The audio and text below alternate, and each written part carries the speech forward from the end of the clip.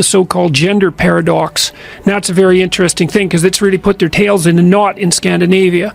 And that makes sense because the Scandinavians are going to have to deal with this first because they've gone the farthest down the road for like making their society gender equal. But explain that to people. Yeah, They don't mind. I will. Okay, so imagine first of all that there's two kinds of equality that you might pursue. One would be equality of opportunity, and so that would mean that there's wide range of talent across people regardless of their type, whatever that might be, sex, gender, race, ethnicity. There's talent distributed everywhere, and it's a kind of a truism, and I would say a truism of the West in the deepest sense, that each of the individuals within those groups should be put in a position where their talents they're encouraged to manifest those talents, partly because that would be good for them spiritually and psychologically, but also because that would be of obvious benefit to the community. So for me, equality and gender equality is very, very important. For me, also when we talk about gender equality, it's important for me to learn my daughter that her mom can lead and show the way, and her dad can hug and kiss her and show feelings. And I think that's something very important for the hoods where kids grow up, to show feelings, to have these gender equality discussions, to show her a way of opportunities and to strive forward. And it's important both for lonely men and lonely young men, but also for women that feel this roof of glass. They need to fight and to struggle the roof of glass to be successful in their lives. Agreeable people, especially if they're really agreeable, are so agreeable that they often don't even know what they want because they're so accustomed to living for other people. If you ask a disagreeable person what he wants, say, or she wants, they'll tell you right away. They know. It's like, this is what I want and this is how I'm going to get it. But agreeable people, they're so accustomed to living for other people and to finding out what other people want and to trying to make them comfortable and so forth, that it's harder for them to find a sense of their own desires as they move through life. And look, there's situations where that's advantageous, but it's certainly not advantageous if you're going to try to forge yourself a career. That just doesn't work at all. And one of the things you have to be careful of if you're agreeable is not to be exploited, because you'll line up to be exploited. Say what you think. Tell the truth about what you think. There's going to be things you think that you think are nasty and harsh, and they probably are nasty and harsh, but they're also probably true. And you need to bring those up to the forefront and deliver the message. And it's not straightforward at all, because agreeable people do not like conflict. In order to be able to think, you have to risk being offensive. I mean, look at the conversation we're having right now. Like you're certainly willing to risk offending me in the pursuit of truth. Why should you have the right to do that? The overwhelming proportion of people who are in prisons are male. Now, do you want to equalize that just out of curiosity? What about bricklayers? They're 99. Male and we've got about 3/4 of the population now in universities in the humanities and social sciences are female. Are we going to equalize that? And men work more longer hours. They work more dangerous jobs. They're more likely to move. They're more likely to work outside. They're more likely to participate in jobs in the STEM fields that are scalable. They make more money for those reasons.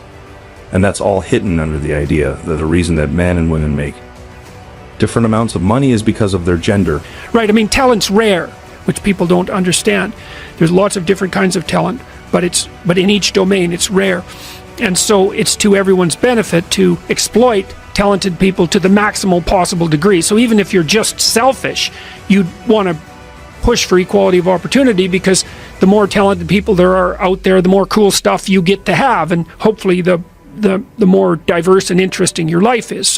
So you can pursue equality of opportunity policies, and the Scandinavians have done that, especially trying to knock down barriers for women in the workplace. And by all accounts, by all standard theories, the Scandinavian countries and places like the Netherlands, Canada to a slightly lesser degree, have gone farther than any other countries in pursuing those policies. part of the consequence of that is that some of the differences between men and women have been minimized. So obviously there's far more women in the workplace than there were 40 years ago. And in many occupations, there's actually dominance by women. There's dominance in the universities, there's dominance in the healthcare fields. And so women have poured into the workplace. And hypothetically, there's problems with that because it's put a lot of stress on family structure. But hypothetically, that's for the best. And because it gives people a broader range of choices and it gives everyone access to more talent. So, and then also if you look around the world, you see that one of the best predictors of the probability of economic development in developing countries is the attitude in those countries towards equal rights for women. And it looks causal. The more positively the country is predisposed to female rights, the more likely they are to develop economic. I think that equality of opportunity is a perfectly reasonable proposition. I mean, I have a daughter and a wife. I do everything and many female clients who I've consulted with and helped and in many cases helped accelerate the development of their career tremendously. It's obviously of great utility to encourage forward striving in young people and people in general. That's not the issue in the least. The issue is the outcome. Yeah, well, then why do you think the outcome, and these countries where the outcome is more equal, why do you think that leads to bigger differences between because there's only two reasons that men and women differ. One is cultural, and the other is biological. And if you minimize the cultural differences, you maximize the biological differences. So I know everyone's shocked when they hear this. This isn't shocking news. People have known this in the scientific community for at least 25 years. And it's been replicated in the last month 3 times in 3 separate samples, including in Science, which is the world's greatest scientific magazine by a large margin. And it isn't a small effect, it's a huge effect. There's no possible way that you could ever regulate a society so tightly that every single one of those groups was equally represented in every single one of those occupations at every single level of the hierarchy. Most working class people, let's say, are far more irritated with the intellectual elite than they are with the wealthy elite. And that's because they think they could become wealthy, and they could, but they don't think they could become part of the intellectual elite.